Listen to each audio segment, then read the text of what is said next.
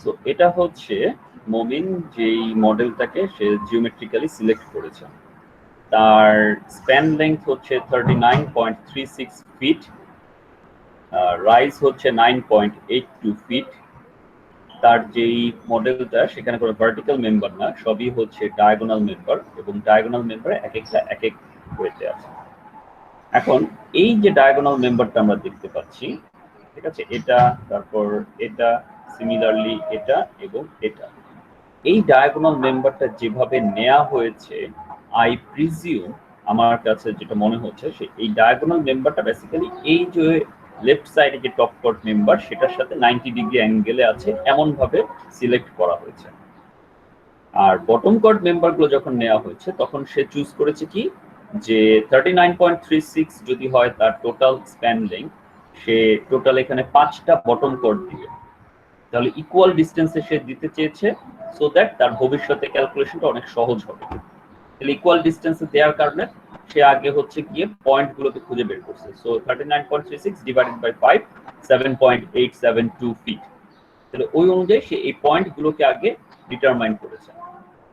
Determine করার পর এরপর যখন এই ডায়াগোনাল গুলো সে নিবে, তখন ডাইমেনশনটা সেট করার ক্ষেত্রে দুই রকমের ঘটনা ঘটতে পারে। এক, সে এখান থেকে এই যে লেফট সাইডে টপ কর্ড নেওয়ার সময় সে জাস্ট পারপেন্ডিকুলারলি লাইনগুলোকে অ্যাড করেছে, তারপর সে ডাইমেনশনটা ডিটারমাইন করেছে।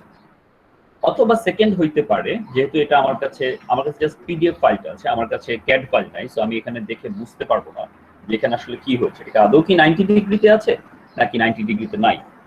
যদি 90 ডিগ্রিতে থাকে, যেটা আমি বললাম, তাহলে সেটা হতে পারে যে আপনি এই পয়েন্ট থেকে এই মেম্বারের উপরে 90 ডিগ্রি একটা পারপেন্ডিকুলার লাইন ড্র করবেন। ঠিক সিমিলার ভাবে এই পয়েন্ট থেকে এখানে আপনি 90 ডিগ্রি একটা লাইন ড্র করবেন।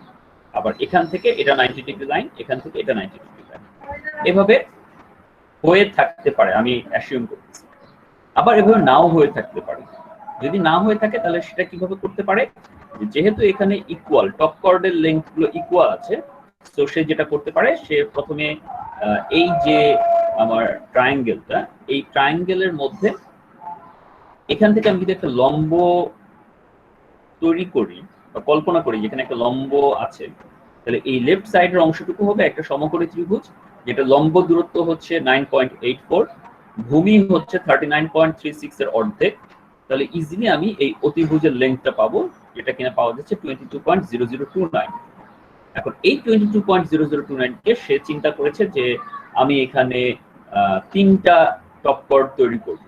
তাহলে কি হবে, এখানে মাঝখানে 2টা পয়েন্ট আসবে, সেই 2টা পয়েন্টের সাথে এই লেফট সাইডে 2টা পয়েন্টকে সে জাস্ট যোগ করে দিয়েছে।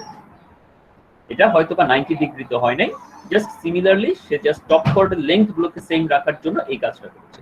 এতে করে এই যে মেম্বারটা তৈরি হলো, সেই মেম্বারটা যেই অ্যাঙ্গেলে আসুক না কেন, সে সেটা পরে মেজার করে নেবে আলাদাভাবে। তো এই দুইটা যে কোনো একটা করা যেতে পারে। করে সে এই জিওমেট্রিক মডেলটা তৈরি করেছে, করে সে টপ কর্ডের লেংথ, বটম কর্ডের লেংথ, টোটাল রাইজ, এগুলোকে সে ইন্ডিভিজুয়ালি ডিটারমাইন করেছে।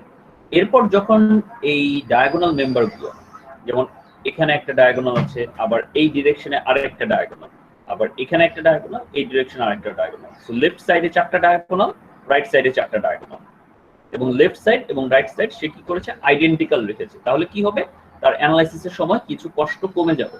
সে যদি লেফট সাইডের অ্যানালাইসিস করতে পারে, রাইট সাইডটুকুকে জাস্ট মিরর ফিগার হিসেবে সে কল্পনা করবে। এই কারণে সে বুদ্ধি করে কি করেছে, যে টপ কর্ড এবং বটম কর্ডে ইকুয়াল ডিসটেন্স নিয়েছে। তো নিখিল, আপনি যখন এই কাজটা করবেন, তো আপনি এভাবে চিন্তা করবেন যে আমি কি করব, আমি কি ইকুয়াল ডিসটেন্স রাখবো নাকি আনইকুয়াল ডিসটেন্স রাখবো। এরপর আপনি এই যে এভাবে প্রতিটা পয়েন্ট ধরে ধরে আপনি হচ্ছেন গিয়ে ডাইমেনশনিং গুলো বের করবেন, যে আচ্ছা ঠিক আছে, এখান থেকে এতটুকু ডাইমেনশনিং কত হয়, বা এখান থেকে এই পয়েন্টের ডাইমেনশনটা কত হয়, এভাবে আপনাকে বের করতে হবে। বুঝে গিয়েছে?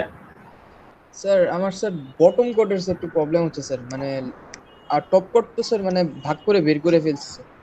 বটম কোডে স্যার মানে নিচ দিয়ে মানে কোনো ইকুয়াল ডিসটেন্স নাই আমার, এরকম একটা ফিল। আপনার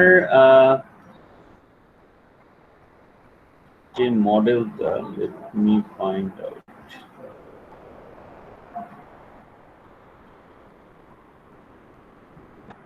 তো এই যে মডেলটা, ঠিক আছে, এখানে আপনাকে কি করতে হবে, এই যে আপনি এতটুকু ডিস্টেন্স, এটা কতটুকু রাখতে চাচ্ছেন এটা আপনাকে নিজেকেই আপনাকে সিলেক্ট করতে হবে। ঠিক আছে, যে আমি এটা কতটুকু নিব, সিমিলার ভাবে এটা কতটুকু নিব,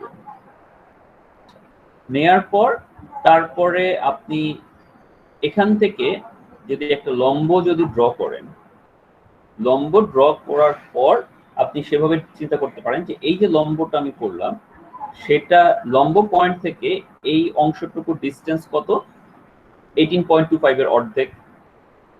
তো সেই অর্ধেক থেকে আপনি এতটুকু ডিস্টেন্স বাদ দিচ্ছেন। ঠিক আছে, দিয়ে তারপর আপনি আবার যখন এই যে এখানে আরেকটা এরকম ডায়াগোনাল মেম্বার আছে, এখানে একটা মেম্বার আছে, ঠিক আছে, এগুলো আপনাকে কিছুটা মানে অ্যাসিউম করতে হবে যে আমি এই ডিসটেন্সটা এতটুকু দিব। যেমন এই যে হরাইজন্টাল যে মেম্বারটা আপনি এখানে দিচ্ছেন, এটা কতটুকু দিবেন এটা আপনাকে সিলেক্ট করতে হবে। ঠিক আছে, এটা করার জন্য তো আপনি যেটা করতে পারেন যে ওই যে অটোক্যাডে আপনি যখন ড্র করেছেন তখন ডাইমেনশনিং অপশনটা গিয়ে আপনি এই নোড থেকে এই নোডের ডাইমেনশনিংটা কত সেটা আপনি বের করে দেখবেন। আবার এই নোড থেকে এই যে ডায়াগোনাল মেম্বারটা সেটাটা কত সেটা আপনি করে দেখবেন। আপনি এভাবে করতে পারেন। এই মডেলটা দেখতে খুবই সুন্দর, কিন্তু অ্যানালাইসিস করতে কিন্তু আপনার একটু কষ্ট হবে, এটা ট্রু, এটা আমি বলে রাখি। ঠিক আছে, আপনার দেখতে মডেলটা খুবই সুন্দর, এবং আপনার যে পারপাস প্রজেক্টে যেটা বলা হচ্ছে যে এখানে যাতে একটু ক্লিয়ার স্প্যান থাকে, সো দ্যাট এই জায়গা দিয়ে আমার ইলেকট্রিক্যাল কনডুইট লাইন এবং হচ্ছে ইলেকট্রিক্যাল ওয়্যারিং, এসি ডাক্ট, এগুলো যাতে ইজিলি যাতে প্লেস করা যায়, সেটার জন্য এটা খুবই সুন্দর একটা truss. But at the same time এটাও খেয়াল রাখতে হবে আপনাকে এই ট্রাস্টটা অ্যানালাইসিস করতে হবে, মেম্বার ডিজাইন করতে হবে। সো আপনার অনেক অ্যানালাইসিসের কাজ আছে। যদি আপনার কাছে যদি স্কোপ থাকে যে আপনি অন্য কোনো একটা ইজি মডেল চুজ করতে পারবেন যেটা আপনার অ্যানালাইসিস করতে সহজ হবে, আমি সাজেস্ট করব যে সেরকম একটা মডেল আপনি যদি নিতে পারেন, that is better. Okay sir, thank you. ঠিক আছে, আচ্ছা, হ্যাঁ নীলা বলেন। আপনাদের যাদের যাদের কোশ্চেন থাকবে হাত তুলবেন, আমি ওয়ান বাই ওয়ান কোশ্চেন শুনবো, শুনে আপনাদের বিষয়গুলোকে সলভ করবো।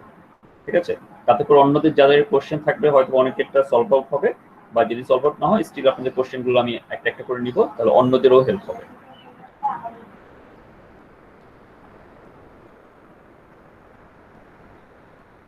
নীলা, আপনার কোনো কোশ্চেন আছে?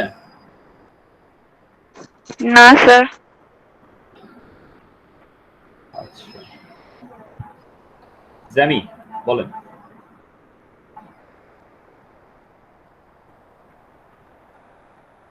জ্যামি, আপনার কথাটা আমি শুনতে পাচ্ছি না। আপনার ভিডিও দেখে আমি বুঝতে পারছি আপনি কথা বলছেন, কিন্তু মাইক্রোফোনটা সম্ভবত কানেক্টেড হয় নাই। ঠিক আছে, না স্টিল নাও, এখনো শুনতে পাচ্ছি না কথা। আপনি একটা কাজ করতে পারেন, আপনি রিফ্রেশ করে আবার জয়েন করেন ক্লাসে। ঠিক আছে,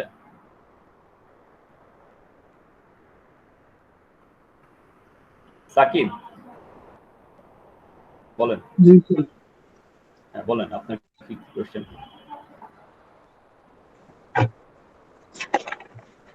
স্যার আমি স্যার ওই যে স্যার ডেড লোডে স্যার আমার সেলফ ওয়েটের প্লাস নিয়ে স্যার 50 পাউন্ড পার ফিট। হ্যাঁ, ডিজাইন লোডে আর কি স্যার, ডিজাইন লোডের স্যার ডেড লোড আছে স্যার ওটাতে স্যার। ট্রাস্টেড সেলফ ওয়েট যেটা। জি স্যার। ওকে, গুড। আচ্ছা, আমার স্প্যান লেন্থ হলো 24.6 ফিট আর কি। ওকে, স্যার আমি স্যার 50 পাউন্ড নিচ্ছি, এটা কি স্যার ঠিক আছে স্যার নাকি স্যার আরো কম নেবো স্যার? Dead load. জি স্যার। আপনার জিওমেট্রিক মডেলটা কিরকম সেটাকে দেখতে হবে, দেখে তারপর আইডিয়া করতে পারবো। স্যার হোয়ের উত্তর স্যার। কোনটা?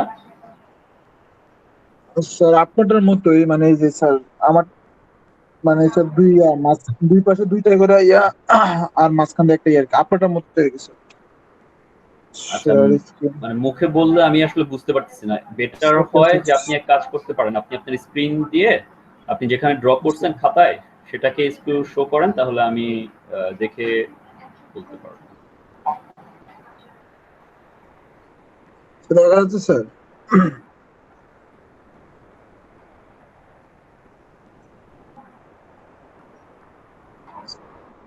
হ্যালো স্যার, দেখা যাচ্ছে স্যার?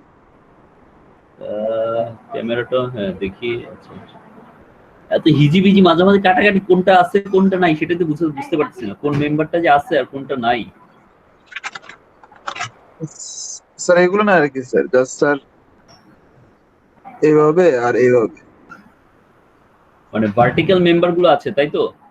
জি স্যার, ভার্টিক্যাল গুলো আছে।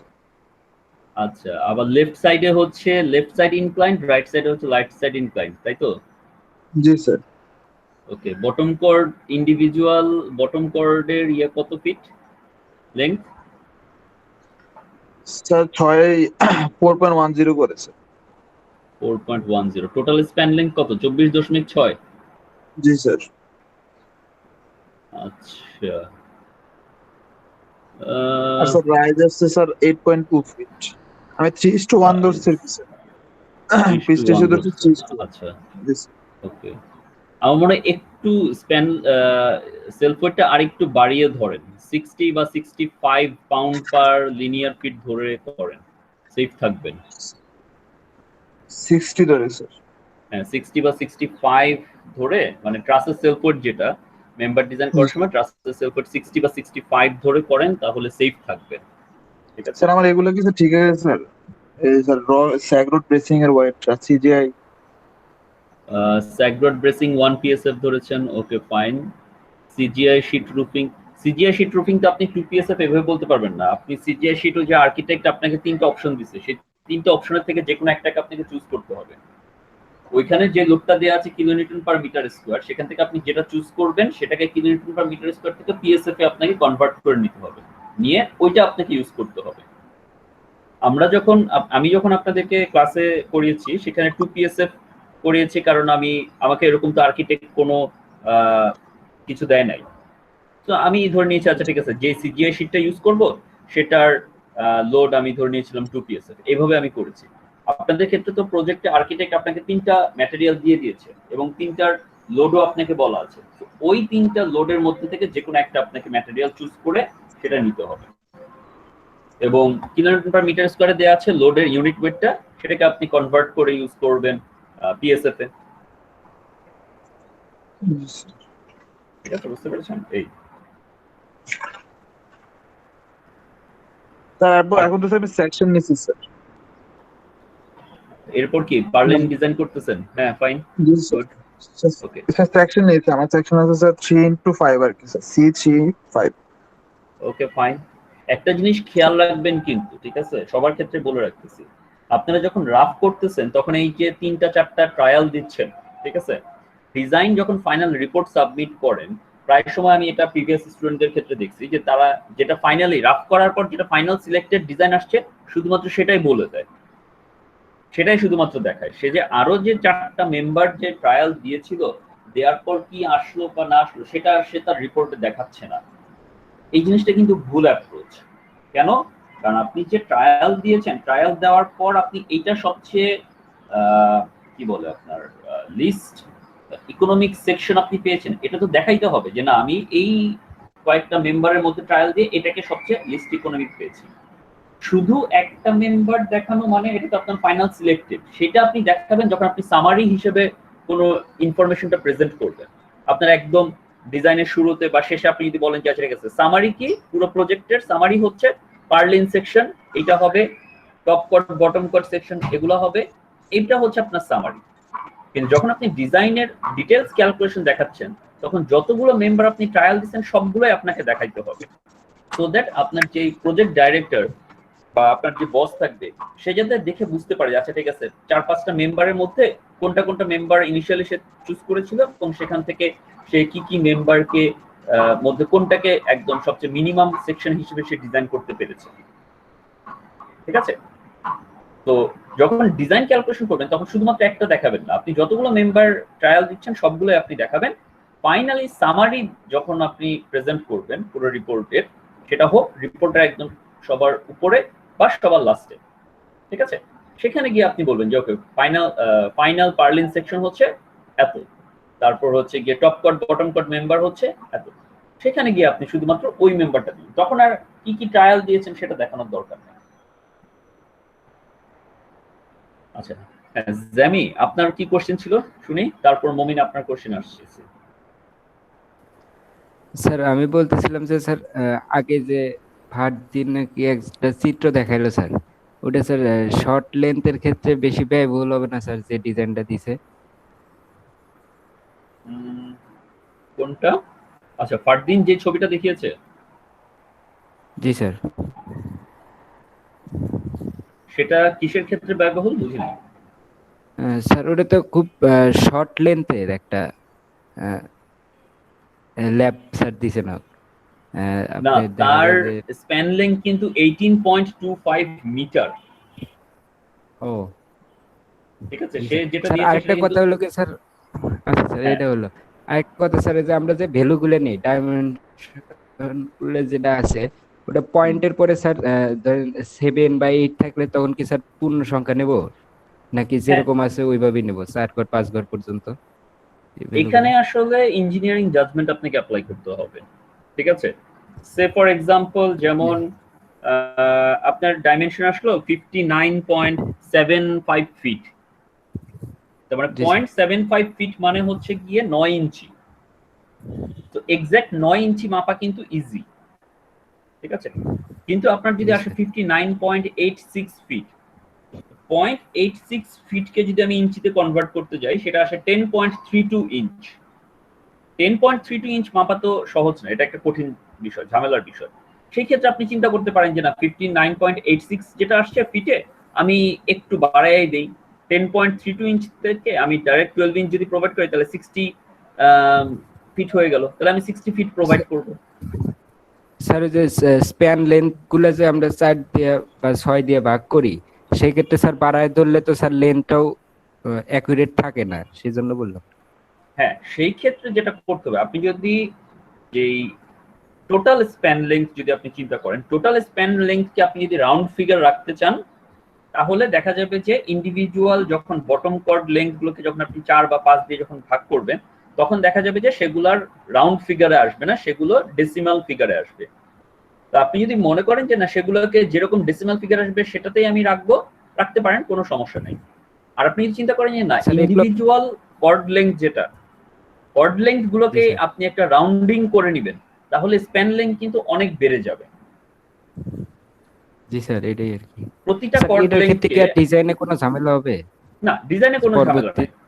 না, ডিজাইনে কোনো ঝামেলা হবে না। ঠিক আছে, ও ডিজাইনে কোনো জি ঝামেলা স্যার। হবে না, আপনি সেটা করতে পারেন। আচ্ছা আচ্ছা। সেই ক্ষেত্রে জি একটা স্যার জিনিস খেয়াল রাখতে এটাই। হবে আপনাকে, যে ইন্ডিভিজুয়াল যে বটম কর্ড লেংথ সেটাকে আপনি যদি রাউন্ড আপ করেন, সে আপনার ইন্ডিভিজুয়াল বটম কর্ড হচ্ছে 5টা বটম কর্ড, এবং প্রতিটা বটম কর্ডের লেংথ হচ্ছে গিয়ে 7.33 ফিট।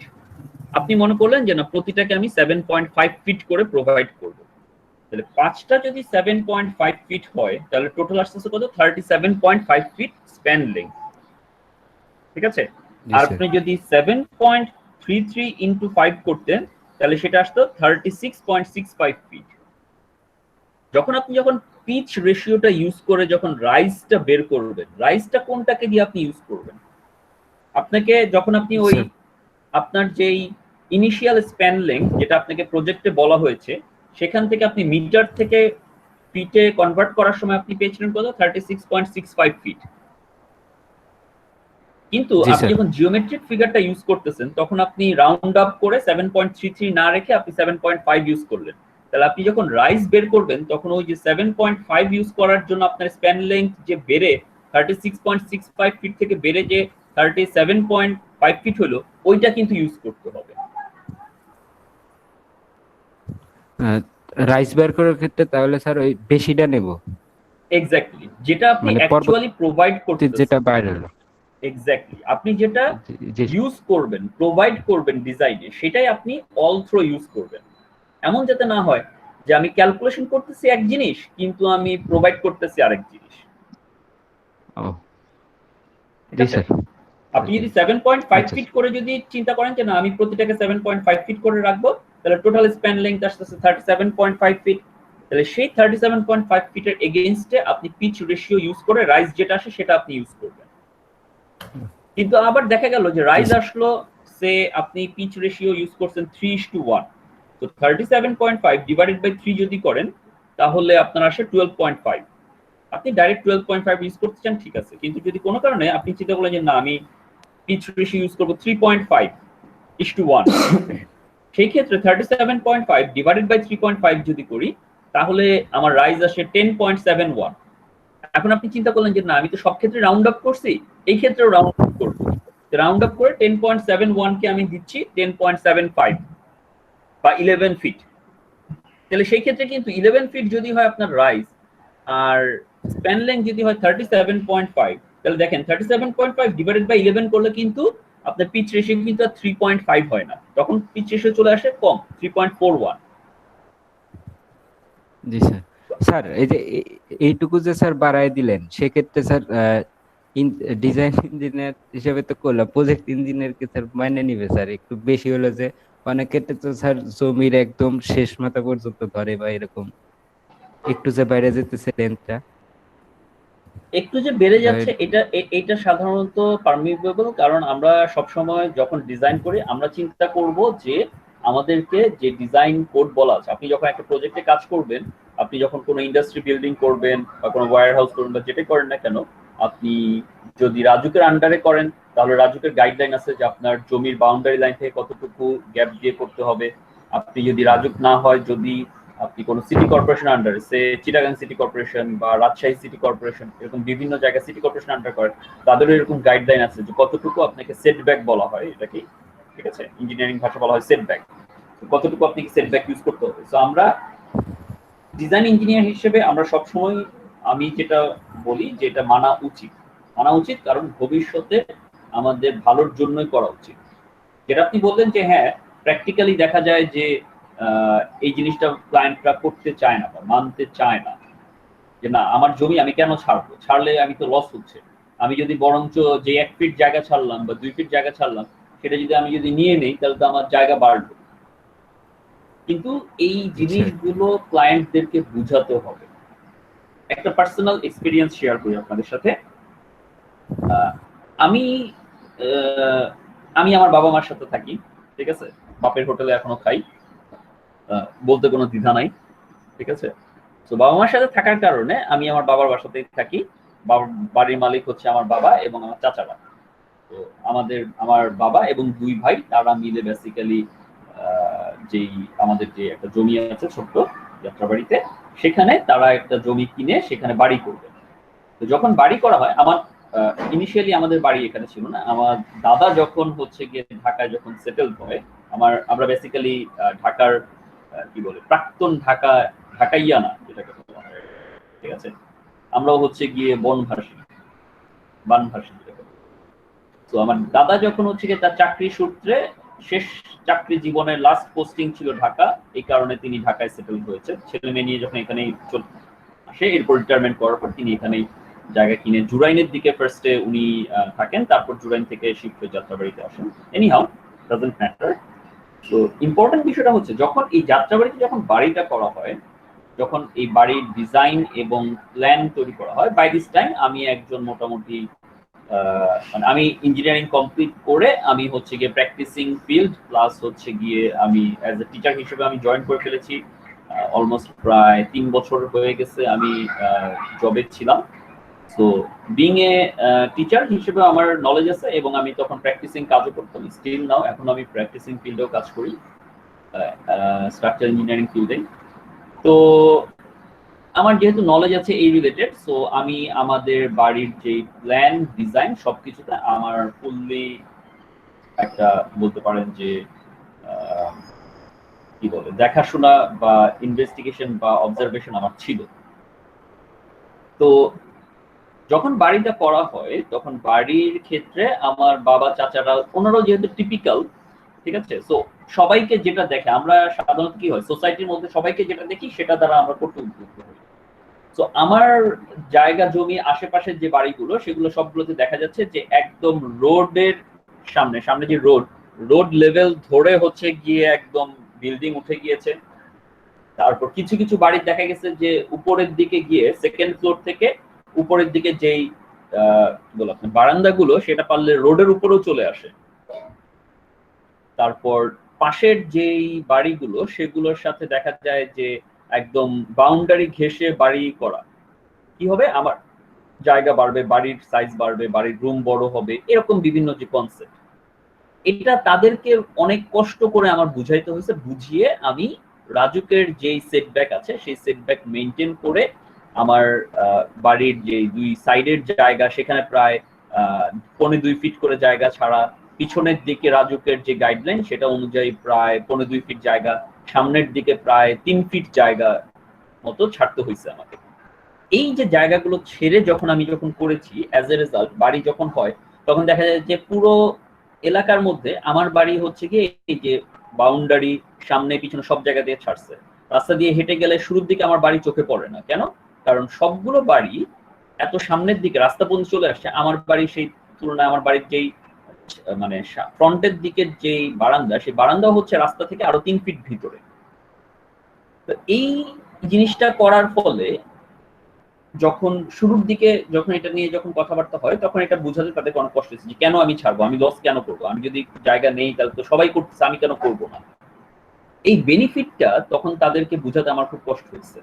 কিন্তু এখন যখন এই বাড়িতে মানুষজন থাকতেছেন, তারা যখন থাকতেছেন সেটার বেনিফিটটা পাচ্ছেন। কিরকম ভাবে বেনিফিট পাচ্ছেন? ফার্স্ট অফ অল, এই জায়গা দুই সাইডে জায়গা ছাড়ার ফলে কি হয়েছে, মাঝখানে যে গ্যাপটা আছে গ্যাপ দিয়ে যখন দিনের বেলায় বা রাতের বেলা যখন বাতাস বয়, বাতাস মানে প্রবাহিত হওয়ার ফলে বা উইন্ড ফ্লোর কারণে জানলাগুলো যখন খুলে দেওয়া হয় প্রচন্ড অ্যামাউন্টের ঠান্ডা বাতাস ঘরের মধ্যে আসে। অ্যাজ এ রেজাল্ট আপনার খুব কম ফ্যান ইউটিলাইজ করতে হয়। ফ্যান আমরা প্রায় সময় গিয়ে বন্ধ করে রাখলেও খুব সুন্দর আরামে ঠান্ডা বাতাস পাওয়া যায়।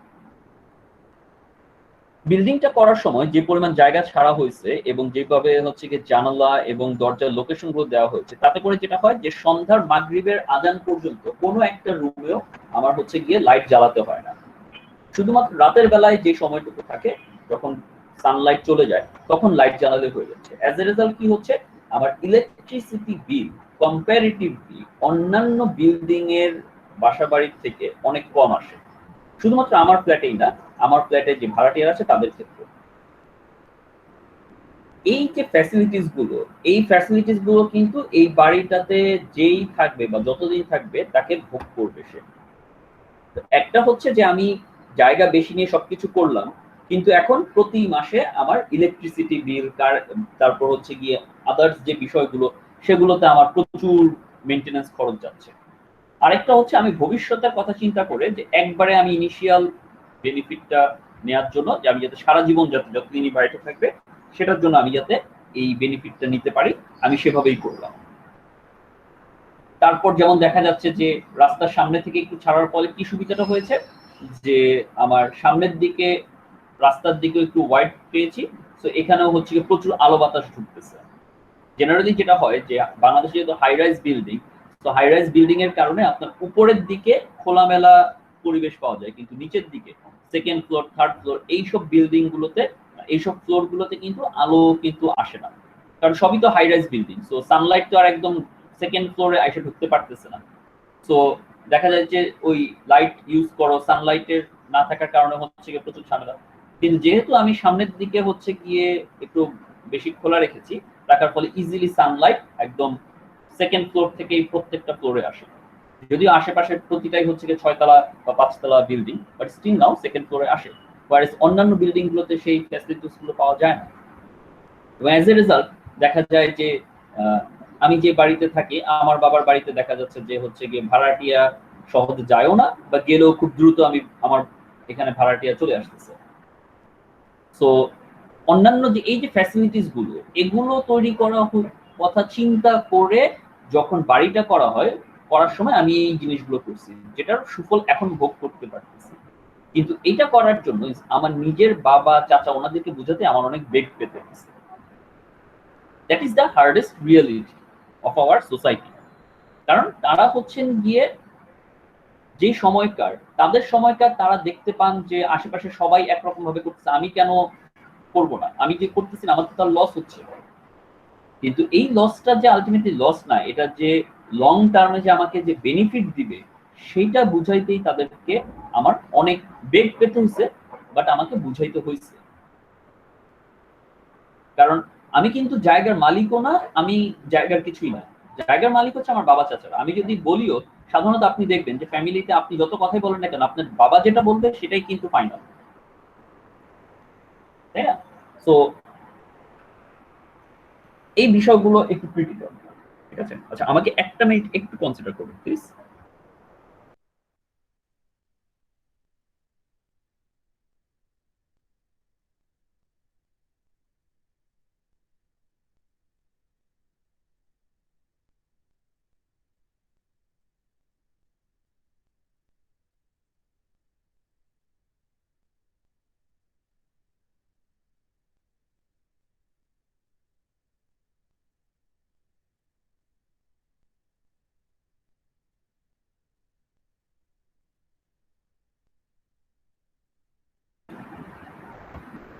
তো এই কথাগুলো বলার উদ্দেশ্য একটাই, যে আপনি আমাদের দেশের যে কালচার, ঠিক আছে, আমরা রুলস মানতে চাই না। আমরা মনে করি যে সরকার তো সরকারের মতো বলবে। সরকার কি আমার ব্যক্তি লাভের বিষয়টা কি বুঝবে? সরকার তো বলবে হ্যাঁ জায়গা ছাড়েন, এই করেন সেই করেন, সেগুলোতে তো আমার কি লাভ? আমার তো লাভ না, আমার তো লস।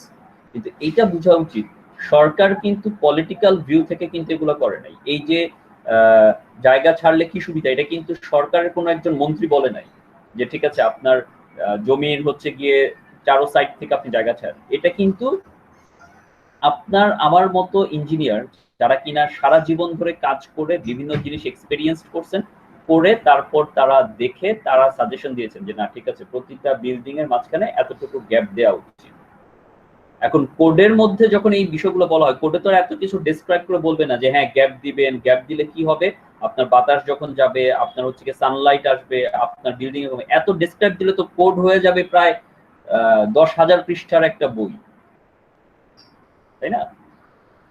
তো সেটা তো সম্ভব না। এই কারণে কোডে শুধুমাত্র যেটা দরকার সেটাই বলা হয়। এবং আমাদেরও উচিত ইঞ্জিনিয়ারদের উপর বিশ্বাস রাখা, যে একটা ইঞ্জিনিয়ার যখন কোনো কিছু করতেছেন, ঠিক আছে, যারা ভালো ইঞ্জিনিয়ার তারা যে জিনিসটা বলেন যে না কেন জায়গা ছাড়া উচিত, এগুলো বেনিফিটটা কি, সেগুলো মেইনটেইন করা। আদারওয়াইজ পরে গিয়ে দেখা যাচ্ছে আমাদেরই সেটব্যাক, মানে এটা ব্যাকবোন হিসেবে ইউজ করে। এনিহাউ, এটা জাস্ট এটা আমাদের প্রজেক্টের সাথে কোনো রিলেটেন্স না, কিন্তু যে কথাটা আসলো সেটা প্রসঙ্গে এই কথাটা বলা। So as a client design engineer হিসেবে আপনি যখন এরকম জিনিসগুলো ফেস করবেন, এটা আপনাকেই আপনার ক্লায়েন্টকে বুঝাতে হবে।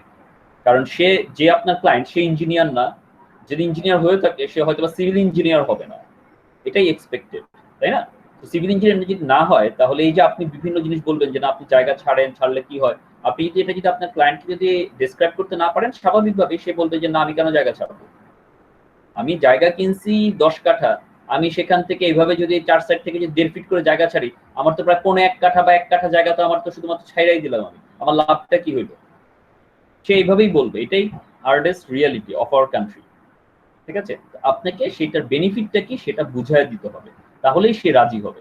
আপনি যদি বুঝাতে না পারেন, আপনি যদি বলেন যে না এটা তো কোডে বলা আছে, এটা সরকার বলছে, আপনি যদি না করেন পরে দিয়ে কিন্তু হচ্ছে রাজুক ঝামেলা করবে বা সিটি কর্পোরেশন লোকেরা ঝামেলা করবে, সেও আপনাকে অনেক কথা বলবে যে ভাই আপনার ওটা বুঝাতে দরকার নেই, আপনি পুরোটাই করেন, ঝামেলা আমি দেখবো। তার মানে কি, ওই যে তখন হচ্ছে গিয়ে ওই যে টেবিলের নিচে বিষয়গুলো সে তার মতো করে ডিল করবে। আপনাকে বলছে ভাই আপনি আপনার ডিজাইন করে দেন, কিন্তু আপনি তাকে যদি বুঝাতে পারেন, কনভিন্স করতে পারেন যে না বেনিফিটটা কি হবে তার, সে অবশ্যই মানবে। আজ পর্যন্ত আমি যতগুলো এরকম কেস ফেস করছি, ঠিক আছে, প্রত্যেকটা ক্ষেত্রে আমি আলহামদুলিল্লাহ হয়তোবা আমি পেরেছি, ঠিক আছে, যে না আমি ক্লায়েন্টকে বুঝাতে সক্ষম হয়েছি যে কি করা উচিত, কেন সে করবে, করলে তার বেনিফিটটা কি। তো নেক্সট আমাদের প্রজেক্টের কোশ্চেনে চলে যাই। মমিন বলেন আপনার কি কোশ্চেন?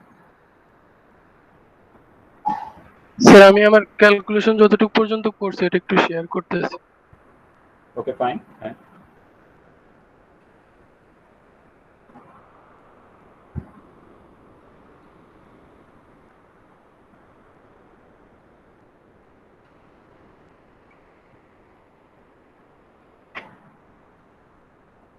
মমিন, মোবাইল দিয়ে কম্পিউটার স্ক্রিন দেখালে বুঝছেন খুব ছোট আসতেছে, ওটা আসলে স্ক্রিন শেয়ারের মতো বড় হচ্ছে না। অ্যাজ এ রেজাল্ট আমি আসলে দেখতে পাচ্ছি, আমি লেখা দেখতে পাচ্ছি কিন্তু বুঝতে পারছি না কি লেখা আছে। আপনি কি একটা কাজ করতে পারেন যে আপনার মোবাইলকে হটস্পট শেয়ারিং করে তারপর আপনার কম্পিউটার থেকে আপনি স্ক্রিনটাকে শেয়ার করতে পারেন, তাহলে লেখাটা অনেক বড় বড় করে দেখা যাবে, বুঝতেও সুবিধা হবে। স্যার স্যার শেয়ার করতেছে কিন্তু হ্যাং করে কম্পিউটারের মধ্যে। ও কিন্তু স্যার আমি লেখা সেল পয়েন্ট যেটা ওটা 60 পাউন্ড পার ফিট নিয়েছে, এখন এটা কি ঠিক আছে? 60 pound per fit self wait, হ্যাঁ আপনার যে ইয়া সেই অনুযায়ী আমার কাছে মনে হয় হ্যাঁ ঠিকই আছে, 60 pound per feet, it's a good one. আর যে সিজিআই শীট রুফিং এগুলা মানে কিভাবে নেব? এটা আপনাদের যে স্যাগ্রড পার্লিন এটা আপনাকে দেখেন আপনার যে প্রজেক্টের ওখানে কিন্তু 3টা ম্যাটেরিয়াল বলে দেওয়া ছিল, জি তাই স্যার। না?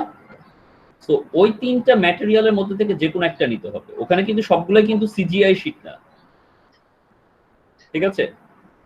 জি প্রথমটা হচ্ছে আপনার CGI sheet, that means CGI মানে কি cement, sorry corrugated galvanised iron, ঠিক আছে?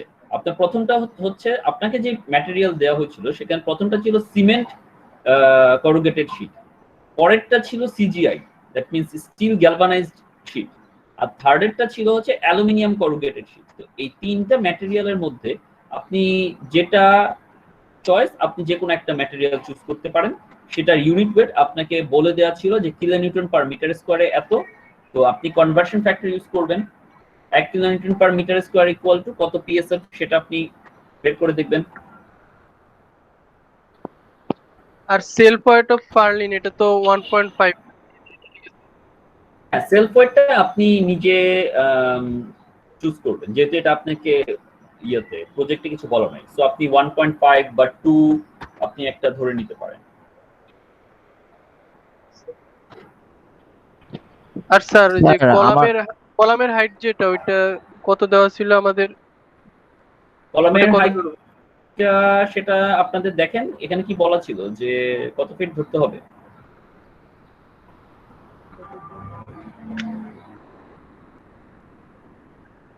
6.5 মিটার বলা হয়েছিল না? 0.5 মিটার। হ্যাঁ তাহলে 6.5 মিটার ধরবেন, তাহলে ওটা কিন্তু আপনি যদি ফিটে কনভার্ট করে নেন তাহলে দেখবেন যে 6.5 মিটারে কত ফিট আসে। 21.32 ফিট। হ্যাঁ 21.32, তাহলে সেটা ইউজ করবেন, বা Yes, আপনি sir. একটু রাউন্ড আপ করে নিতে পারেন, 21.32 আসছে, আপনি বলতে পারেন যেটা 21.5 ফিট আমি দিলাম, চাইলে সেটাও করতে পারেন। আর সিজেড অনেকগুলো ভ্যালু আছে না, ওইগুলো কি আমাদের কোন জায়গা থেকে বের করতে হবে? সিজেড কোনটা? স্যার ওই যে সিজেড কম্বাইন্ড হাইট। আচ্ছা আচ্ছা আচ্ছা, আপনার উইন্ড লোডের জন্য যখন আপনি যে সিজেডটা ইউজ করবেন। জি স্যার, সিজেড মানে সি এর অনেকগুলো ভ্যালু আছে, ওইগুলো সবগুলোই। ওগুলো তো আপনি উইন্ড লোড ক্যালকুলেশন বিএনবিসি আন্ডারে করবেন, আপনি C311 এ বিএনবিসি তে আপনাদের উইন্ড লোড ক্যালকুলেশন শেখানো হয়েছে না? জি স্যার। তো ওইখান থেকে ওই যে বিএনবিসির যে কোডগুলো আছে সেই কোডগুলো দেখে দেখে আপনি হচ্ছেন গিয়ে ওই ভ্যালুগুলো বের করবেন। জি স্যার। Okay sir. ঠিক আছে, বুঝতে পেরেছেন? জি স্যার। ওকে, এরপর হ্যাঁ সাকিব বলেন আপনার কি কোশ্চেন? স্যার আমাদের স্যার ব্রিক ওয়াল কত নেব স্যার? ব্রিক ওয়ালের কোনটা? স্যার ব্রিক ওয়াল হাইট যেটা স্যার, মানে স্যার আমার টিয়ার নিচে যেটা থাকবে আর কি।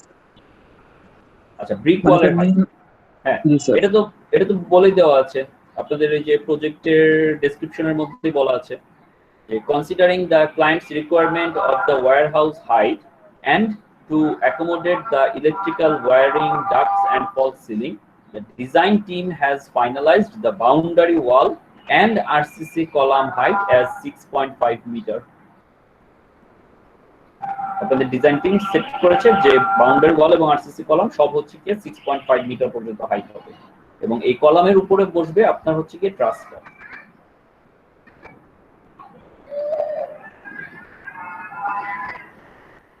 ঠিক আছে? জি স্যার।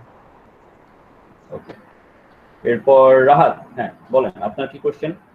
স্যার আমার যে ট্রাস ইয়েটা ছিল লেন্থ ছিল সেটা হচ্ছে 22 ফিট।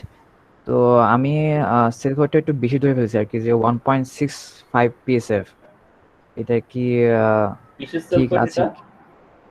স্যার পার্লিনের স্যার, কিন্তু আচ্ছা, আমার তো স্যার 22 ফিট স্যার লেন্থ আর কি ট্রাসের।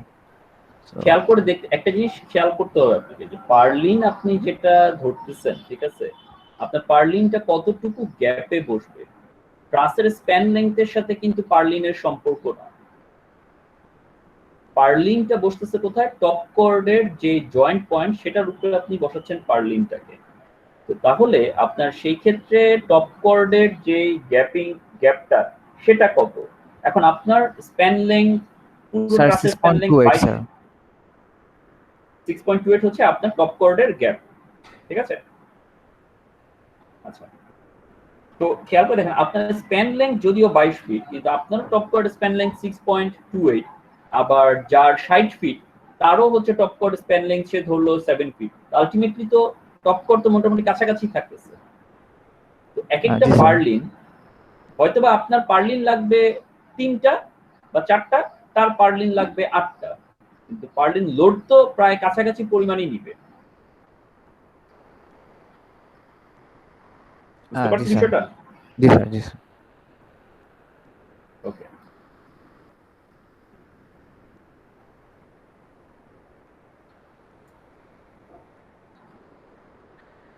আর কারো কোনো কোশ্চেন?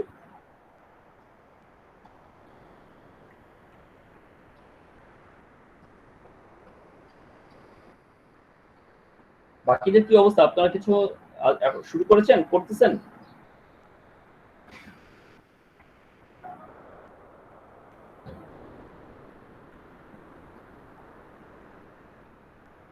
আচ্ছা, আপনাদেরকে আরেকটা জিনিস আমি একটু ধরিয়ে দেই বিফোর আপনারা এটা খেয়াল না করে ভুল যাতে না করেন। আমার মনে হয় আমি আপনাদেরকে এটা বলেছি, তারপরেও আরেকবার আমি একটু খেয়াল করে দিই। সেটা হচ্ছে, আপনাদের প্রজেক্টের মধ্যে এই জিনিসটা বলা হয়েছিল না যে আপনার যেই ট্রাস, সেই ট্রাসের বটম কর্ড থেকে স্টিলের বিভিন্ন ল্যাপের মাধ্যমে আপনার হচ্ছে গিয়ে যেই ইলেকট্রিক্যাল ওয়্যারিং, তারপর হচ্ছে গিয়ে ফলস সিলিং, তারপরে এসি ডাক্ট, এগুলো থাকবে, তাই না? Yes, জি sir. স্যার। তো যখন আপনি ট্রাসের মেম্বার ফোর্স অ্যানালাইসিস করবেন, আপনার মেম্বার ফোর্স অ্যানালাইসিস করার সময় আপনি যে ট্রাসের জিওমেট্রিক্যাল ড্রয়িংটা করবেন, সেখানে আমরা যখন ক্লাসে যখন লোড অ্যানালাইসিসটা করেছি, সেই ক্ষেত্রে আমরা দেখেছি কি যে ট্রাসের মধ্যে লোডটা এসেছে কোথা থেকে? সিজিআই শীট রুফ থেকে, পার্লিন সেলফ ওয়েট থেকে, এই সব জায়গা থেকে লোডটা এসেছিল। যে লোডটা বেসিক্যালি ট্রাসের টপ কর্ডের উপরে আমার হচ্ছে গিয়ে পয়েন্ট লোড হিসেবে আসছিল। আর ট্রাসের যে সেলফ ওয়েট, সেই সেলফ ওয়েটটা বোথ টপ কর্ড এবং বটম কর্ড দুইটাতেই আসছিল। কিন্তু এইখানে আপনাকে যে এক্সট্রা করে বলা হলো যে আপনার এই যে ফলস সিলিং, তারপর ইলেকট্রিক্যাল কনডুইট, তারপর হচ্ছে এসি ডাক্ট, এগুলো থাকবে। এইটার যে লোডটা, এইটা কি করবেন?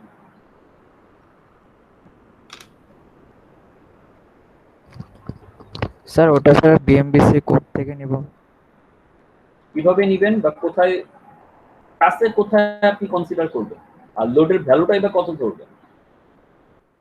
স্যার ওই যে ওখানে স্যার ডেট মানে যে পার্শিয়াল কি বলে স্যার, আমরা যখন করছিলাম স্যার মনে আসলো যে ওই যে পার্সিয়ান ওয়াল, কি বলে এটাকে, আমরা যে ওয়ালের একটা কোড ছিল, তারপর টাইলসের একটা কোড ছিল, তারপর কিছু জিনিস কোড ছিল স্যার, ওগুলো আর কি।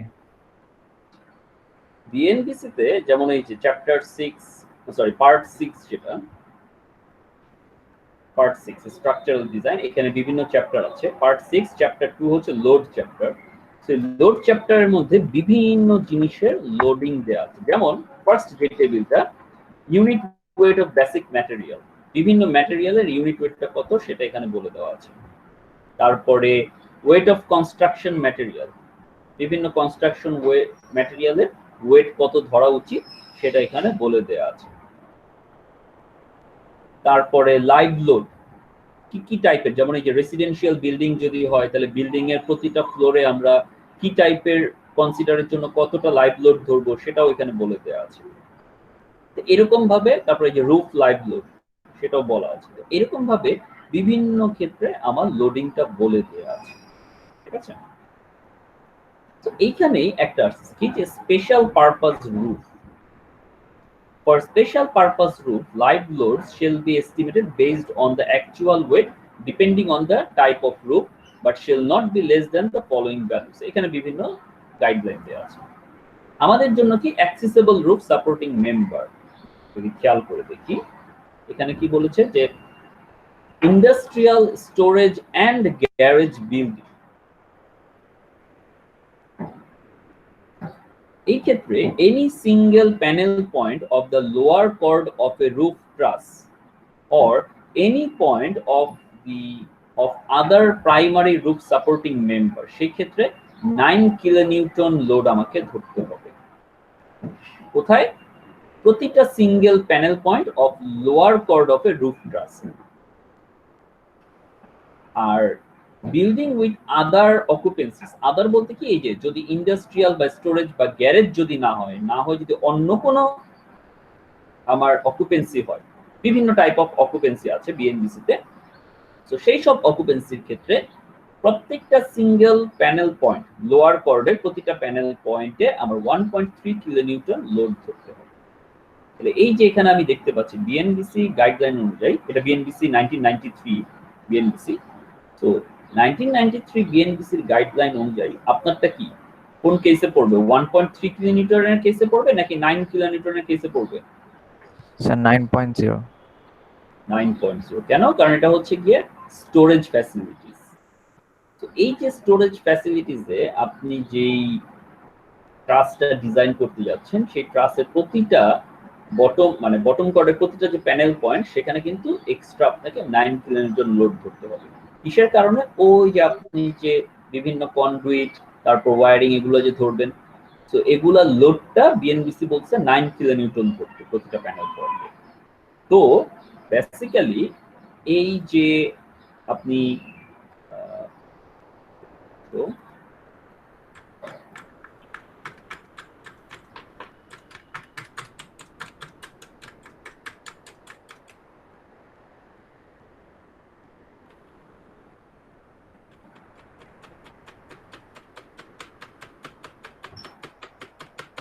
এই যে আপনি একটা জিওমেট্রিক মডেল করলেন, এই মডেলের আপনার আদার্স যত লোড আপনি ধরতেছেন যেগুলো আমরা ক্লাসে যখন ডিসকাস করেছিলাম, যেমন রুফ লাইভ লোড হিসেবে যে ম্যাটেরিয়ালটা আপনি রুফ ম্যাটেরিয়াল ধরবেন সেই ম্যাটেরিয়ালের লোড, তারপর পার্লিন লোড, তারপর হচ্ছে আপনার আদার্স যে মেম্বার লোড, তারপর ট্রাসের আপনি সেলফ ওয়েট ধরলেন সেই ট্রাসের সেলফ ওয়েট লোডটা অবশ্য দুই ভাগে ভাগ হয়ে যাচ্ছে। সো দুই ভাগে ভাগ হয়ে টপ কর্ডও আসবে বটম কর্ডও আসবে। শুধু রুফিং ম্যাটেরিয়ালের লোড আসবে টপ কর্ডে, তারপর পার্লিন লোড আসবে টপ কর্ডে। আর এই যে আপনাকে স্পেশালি বলা হয়েছিল কি যে এই যে বটম কর্ডে এখানে ক্লিয়ারলি বলা আছে কি for aesthetical purpose the architect of the design team proposed the use of false ceiling which will be hanged from the bottom chord of the truss by means of metal lat and will hide the electrical wiring and ventilation duct। এখানে কিন্তু clearly বলা আছে কি bottom cord থেকে এগুলো ঝুলানো থাকবে। তাহলে এই যে বটম কর্ড থেকে আপনি যখন ঝুলাবেন তাহলে লোড গুলো তো বটম কর্ডের মাঝখানে ধরবো না, আমরা কোথায় ধরবো? বটম কর্ডের প্যানেল পয়েন্টে। তাহলে প্রতিটা প্যানেল পয়েন্টে আমাকে 9 কিলোনিউটন লোড আবার ধরতে হবে, এটা খেয়াল রাখবেন, ঠিক আছে? এই কারণে বারবার আমি আপনাদেরকে যেটা সাজেস্ট করি যে সব সময় একটু ভালো মতো প্রতিটা লাইন বাই লাইন পড়বেন, পড়ে দেখবেন যে কি কি বলা আছে, ঠিক আছে? এটা বলে দিলাম এই কারণে, আদারওয়াইজ আমার খুব একটা আশঙ্কা ছিল যে এটা না বলে দিলে দেখা যেত যে আপনারা এটা ধরতেনই না, আলটিমেটলি আপনাদের একটা বিশাল বড় লোড আপনাদের দেখা যেত যে বাদ থাকতো এবং ডিজাইনে এটা অবভিয়াসলি একটা বিশাল বড় ইমপ্যাক্ট করতো। ওটা কখন ধরবো স্যার? এটা এই লোডটা আপনার যখন বটম কর্ডে আসতেছে এটা কোন জিনিসটাকে ইমপ্যাক্ট ফেলবে বলেন? এই লোডিংটা আসার ফলে কোথায় ইমপ্যাক্ট ফেলবে? এটা কি আপনার পার্লিন ডিজাইনকে ইমপ্যাক্ট করবে? স্যার বটম কোড বটম কোডে আসছে। বটম কোডে আসার ফলে কোন মেম্বারের ডিজাইনে গিয়ে আমার এটা ইম্প্যাক্ট ফেলবে?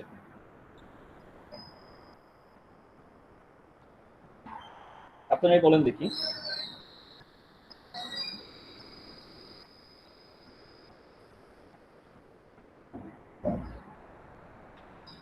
এটা কি পার্লিন ডিজাইনে এই যে লোডটা আপনি ধরবেন, এই লোডটা বটম কোডে আসলে এটা কি পার্লিন ডিজাইনকে ইম্প্যাক্ট ফেলবে?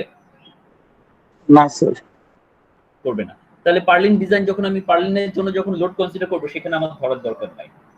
তবে কাকে কোন মেম্বার কোন পার্ট গুলো আমি যে এই যে বিভিন্ন জিনিস ডিজাইন করব, আমরা কানেকশন ডিজাইন করব, আমরা মেম্বার ডিজাইন করব, ঠিক আছে, top code bottom code diagonal, আমি কোন স্টেপে গিয়ে এই লোডটা আমার ধরা উচিত?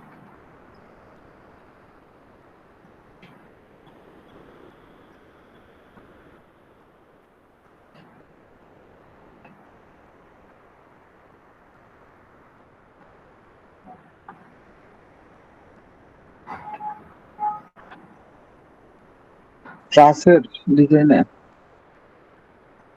ট্রাসের ডিজাইন বলতে পুরোটা একটা ট্রাস ডিজাইন।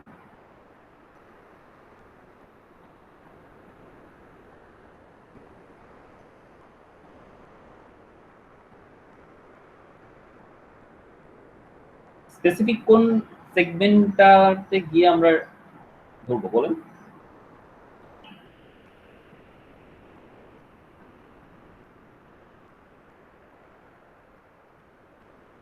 ক্লাসের মেম্বার ফোর্স যখন আমরা বের করতে চাচ্ছি, মেম্বার ফোর্স অ্যানালাইসিসে আগে যে লোডটা আমরা ধরি সেখানে ধরবো না?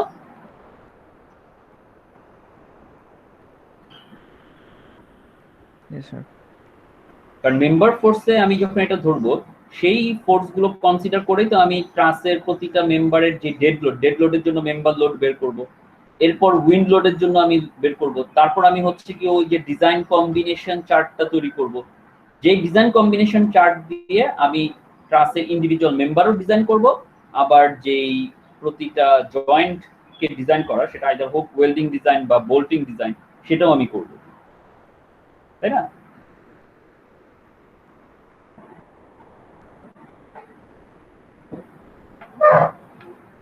সাকিবের পড়াশোনার অবস্থা একটু দুর্বল মনে হচ্ছে আমার কাছে। সাকিব একটু ফ্যামিলির সমস্যা হয়েছে।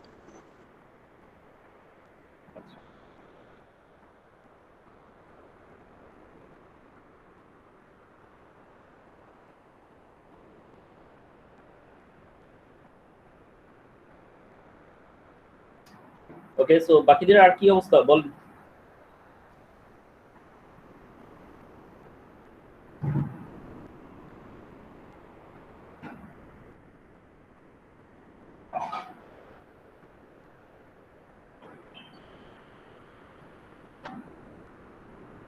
আর কার কোনো প্রবলেম নেই? আমরা তো স্যার যে self weight of the truss sir ওটা তো স্যার দুই ভাগে ভাগ করে দেবো, টপ কোড আর বটম কোডে। সেলফ ওয়েট অফ দ্য ট্রাস্টকে? জি স্যার। হ্যাঁ, এটাকে আমরা দুই ভাগে ভাগ করব, self weight of the truss, top কোড এবং বটম কোড। এটা কেন করি? কারণ দেখেন প্রতিটা যে কর্ড পয়েন্ট আমরা যে ট্রাস্ট গুলো ধরতেছি সেখানে প্যানেল পয়েন্ট গুলো শুধুমাত্র টপ কর্ড মেম্বারের সাথে থাকতেছে, বটম কর্ড মেম্বারের সাথে থাকতেছে। এমন না যে মাঝখানে কোনো প্যানেল পয়েন্ট আসে। এবং আমাদের যে লোডিং গুলো আমরা ধরি সেটা সবসময় আইদার টপে ধরি বা বটমে ধরি। এই কারণে আমরা দুইটা ভাগে ভাগ করে দিই এবং ইকুয়ালি ডিস্ট্রিবিউট করে দিই আমরা। আমাদের স্যার 9 কিলোনিউটন যেটা স্যার ওটা কি স্যার আমরা বটম কোডের অ্যাড করব স্যার? হ্যাঁ, এটা তো বিএনবিসি তে ডাইরেক্টলি বলে দেওয়া হচ্ছে যে এটা শুধুমাত্র বটম কর্ডের প্যানেল পয়েন্টে আসবে। কারণ কি? কারণ আপনার যেই এসি কন্ডুইট এবং ইলেকট্রিক্যাল ডাক্ট এটা তো বটম কর্ডের সাথে হ্যাঙ্গিং থাকবে, এটা তো টপ কর্ডের সাথে হ্যাঙ্গিং থাকবে না। যেমন আমরা যখন পার্লিন লোডটা ধরতেছি, পার্লিনের লোড কি আমরা কি বটম কর্ডে নেই? না স্যার, টপে। শুধু টপ কর্ডে নেই। কেন? কারণ পার্লিনটা অ্যাটাচড থাকে টপ কর্ডের সাথে।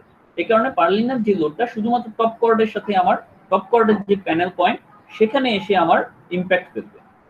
সিমিলার ওয়েতে আমার যে ইলেকট্রিক্যাল কন্ডুইট বা ইলেকট্রিক্যাল ওয়্যারিং বা ফলস সিলিং এর যে ওয়েট, এগুলো বটম কর্ডের সাথে আমার হ্যাঙ্গিং থাকবে।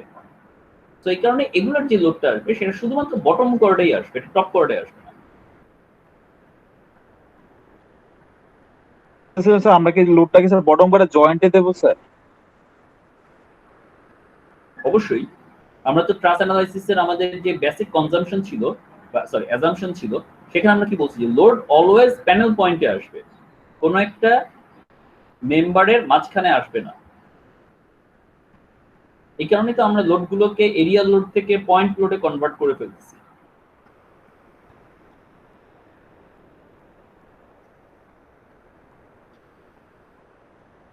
শুধুমাত্র পার্লিং ডিজাইনের সময় আমরা ওটাকে এরিয়া লোডটাকে লাইন লোড হিসেবে নেই, কারণ পার্লিংটা হচ্ছে একটা বিম ডিজাইন, তো বিম ডিজাইনে আমরা সবসময় লোডটাকে লাইন লোড হিসেবে কনসিডার করি। আদার দেন দ্যাট আমরা যখন ট্রান্সের মেম্বার ফোর্স অ্যানালাইসিস করতেছি সেই ক্ষেত্রে কিন্তু আমরা এরিয়া লোডটাকে নিয়ে যাই কিসের, পয়েন্ট লোডে, এবং সেই পয়েন্টে আমরা কনসিডার করি কোনটা, ওই যে প্রতিটা প্যানেল পয়েন্টের যে পয়েন্ট সেই পয়েন্টগুলোকে।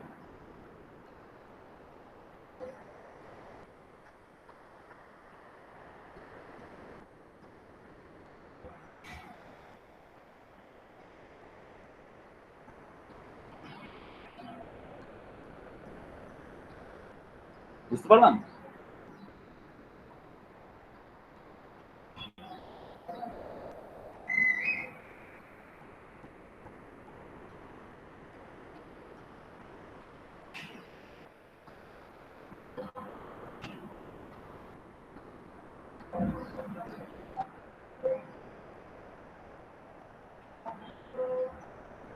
স্যার এই আর কি স্যার, বেশি দূর যেতে পারিনি স্যার, মানে সামনের সপ্তাহে স্যার আরো প্রবলেম নিয়ে আসতে পারবো আর কি। ওকে, তো বাকিদের প্রতিও রিকোয়েস্ট থাকবে আপনারাও ডিজাইনগুলো কমপ্লিট করেন এবং কাজ করতে থাকেন, আদারওয়াইজ আপনারা কিন্তু আপনাদের নিজেদের যে প্রবলেমগুলো সেগুলো কিন্তু ধরতে পারবেন না। ঠিক আছে, বসে থাকলে কিন্তু দেখা যাবে যে এক সময় এত প্রবলেম আপনার চোখের সামনে আসবে, তখন আপনি হচ্ছেন গিয়ে ধৈর্য হারা হয়ে যাবেন। ওয়ারেজ আপনি যদি এখন থেকে যদি ছোট ছোট করে কাজ করতে থাকেন, তাহলে দেখা যাবে যে আপনার যে প্রবলেমগুলো আসবে সেই প্রবলেমগুলো আপনি নিয়ে আসলে আমি সলভ করে দিতে পারবো বা বলতে পারবো, সেটার উপর বেস করে আপনি সুন্দর মতো দ্রুত কাজ শেষ করতে পারবেন, একটা খুব স্মুথলি আপনি কাজটা শেষ করতে পারবেন। আদারওয়াইজ লাস্টের দিকে আসলে আপনার অন্যান্য কোর্সের প্রেশার, এই কোর্সের প্রেশার, ঠিক আছে, অ্যাসাইনমেন্টের প্রেশার, বিভিন্ন প্রেশার থাকবে, ঠিক আছে, তখন কিন্তু প্রবলেম হয়ে যাবে। তো যদি আপনাদের আর কারো কোনো কোশ্চেন না থাকে তাহলে আমি আজকে ক্লাস শেষ করে দিতে পারি, আমার কোনো আপত্তি নাই। আর যদি থাকে তাহলে আমি ডিসকাস করবো। হ্যাঁ বলেন সাকিব। স্যার আমাদের স্যার 9 কিলোমিটার স্যার লোডটা বলছে স্যার, এটাকে স্যার আমরা স্যার আমাদের জয়েন্ট অনুসারে ভাগ দিয়ে বসে দেবো স্যার, তো প্রত্যেকটা জয়েন্টে স্যার কত করে পড়তেছে মানে সাপোর্ট ইয়াতে? না না না না না, এই 9 কিলোনিউটন লোড প্রতিটা প্যানেল পয়েন্টে আসবে। প্যানেল পয়েন্ট মিন্স, আমি আবার দেখাই যদি বুঝে না থাকে, এই যে প্রতিটা বটম কর্ডের প্যানেল পয়েন্ট আপনি দেখতে পাচ্ছেন, এই প্রতিটা প্যানেল পয়েন্টে ইন্ডিভিজুয়ালি 9 কিলোনিউটন লোড আসবে। যেমন এই পয়েন্টে 9 কিলোনিউটন লোড, এখানেও 9 কিলোনিউটন, এখানেও 9, সরি এখানে 9 না, এখানে হচ্ছে গিয়ে আপনার 4.5 আপনি ধরতে পারেন, কারণ যেহেতু এটা হাফ অফ দ্য প্যানেল নিচ্ছে।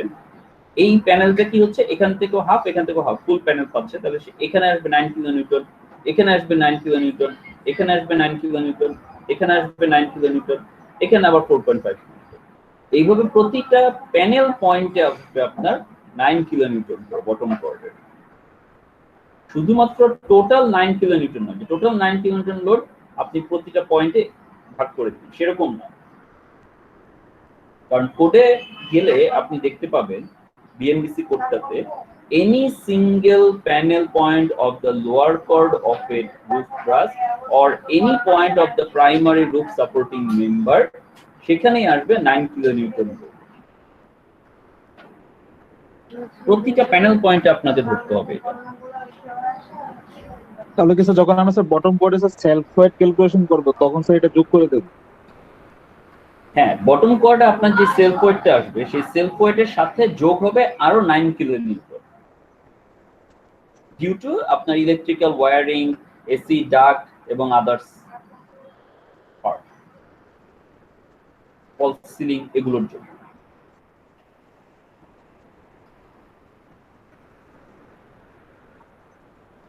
স্যার একটা কোশ্চেন ছিল। Sir hello. হ্যাঁ, পরদিন বলেন। স্যার আমাদের উইন্ড লোড ক্যালকুলেশনে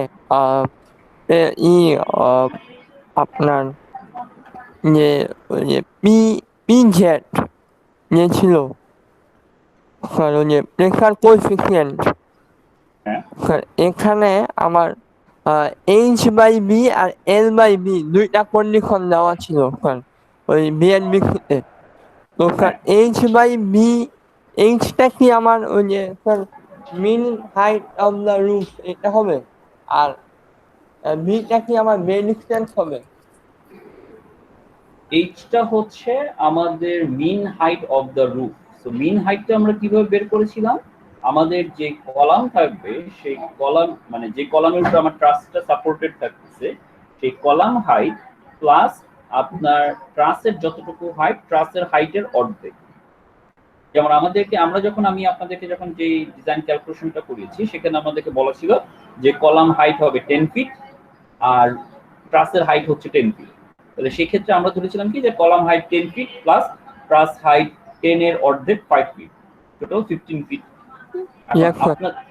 আপনাদের যেই প্রজেক্ট সেখানে কলাম হাইট বলা হয়েছে কত, 6.5 মিটার। 6.5 মিটারে যত ফিট হয় সেটা ধরবেন, তারপর আপনার যে ট্রাসের হাইট সেই ট্রাসের হাইটের অর্ধেক হাইট আপনি যোগ করবেন। তাহলে এটা হলো আপনার এইচ। মানে হচ্ছে যে রাইটের অর্ধেক করব, রাইটের অর্ধেক করে যোগ করব Exactly. কলামের হাইটটা। ও এক্স্যাক্টলি, বুঝতে পেরেছি স্যার। আচ্ছা ওই যে L/B, এলটা হচ্ছে আমার স্পেন আর বিটা হচ্ছে আমার বে ডিস্টেন্সটা। এলটা হচ্ছে আপনাদের, হ্যাঁ আপনি বিএনবিসির এটা একটু দেখেন। এল হচ্ছে আপনার যে রুট ট্রাসটা থাকছে বা যে রুটটা থাকছে সেটার স্প্যান লেংথ, আর বিটা কি বলা ছিল আমি একটু বের করি।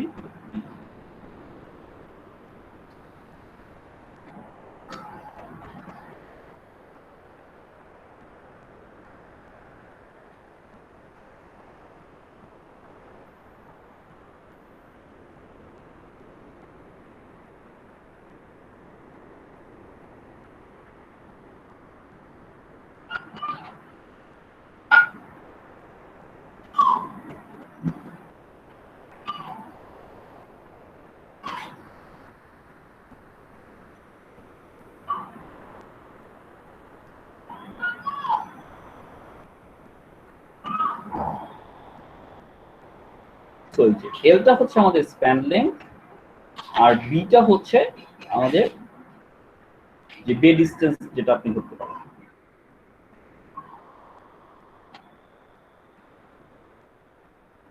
আপনি স্যার ওই যে ইন্টারপোলেশনের মাধ্যমে আমি বের করব। এক্স্যাক্টলি, আপনি যখন এই যে বিভিন্ন ভ্যালুগুলো বের করবেন such as Yes. এই যে GH বা GZ তারপর CZ, এই যে ভ্যালুগুলো বের করবেন, যেমন এই যে এখানে আছে CZ ভ্যালু, এইটা যখন আপনি বের করবেন তখন আপনার ওই যে Z যে ভ্যালুটা বা H যে ভ্যালুটা, sir mean height of the roof, হ্যাঁ স্যার, হ্যাঁ মিন হাইট যে রুটটা সেটা আপনি যত হ্যাঁ, আসবে সেইটা নিয়ে আপনি আপনার এক্সপোজার কোন ক্যাটাগরিতে পড়ে সেই ক্যাটাগরির সাথে মিলিয়ে আপনি ইন্টারপোলেশনের মাধ্যমে বের করবেন। বুঝতে পেরেছি স্যার। ওকে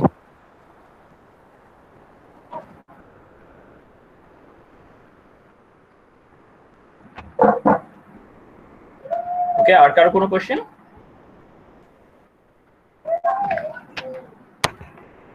আজকে ক্লাস কি তাহলে এখানেই শেষ করব? স্যার হ্যাঁ সাকিব বল। স্যার আমি একটু স্ক্রিনটা শেয়ার করেছি। ওকে, আমি আমার স্ক্রিন অফ করে দিচ্ছি।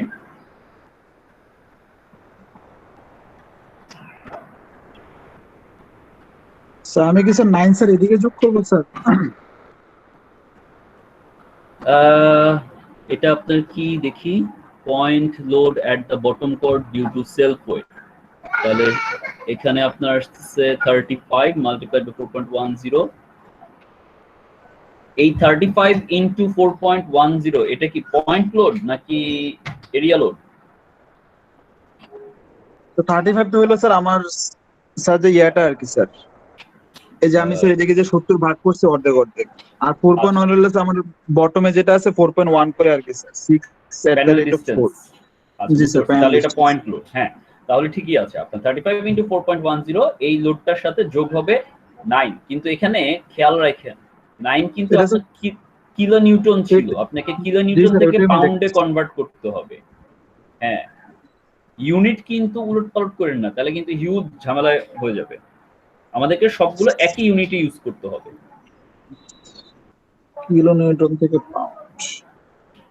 তাহলে স্যার এদিকে এই জায়গায় স্যার যেটা অ্যাড হবে স্যার, এটাই তো স্যার পরে কি বলে ওই যে স্যার এটার স্যার দুইটা ভাগ দিলে তো স্যার পরে ইয়ে এসে যাবে স্যার, সাপোর্টে যে স্যার জয়াটা স্যার লোডটা স্যার, মানে এক্স্যাক্টলি আমি এই জায়গাতে যে লোডটা ওটা সাপোর্টে। সাপোর্ট। হ্যাঁ হ্যাঁ, সাপোর্টের বটম কর্ড সাপোর্টের বটম কর্ড জি স্যার, পয়েন্টে এই bottom লোডের chord। অর্ধেক যাবে, আর শুধু বটম কর্ড গুলোতে এইটার যে ভ্যালুটা আসবে সে পুরোটাই বসবে বটম কর্ডের প্রতিটা পয়েন্টে।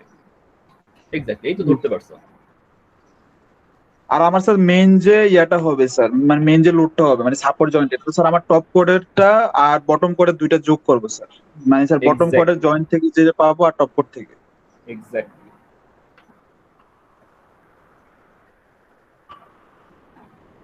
জি স্যার, বুঝতে পারছি।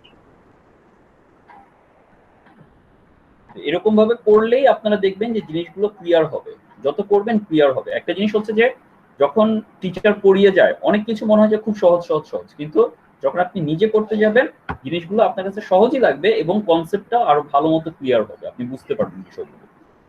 সেই কারণে যারা এখনো করেন নাই, আমি বারবার করে বলতেছি যে আপনারা শুরু করেন, কাজ করতে থাকেন, অনেক কিছুই দেখবেন যে আপনাদের ছোট ছোট জিনিস, কিন্তু আপনাদের জিনিসগুলো ক্লিয়ার হবে।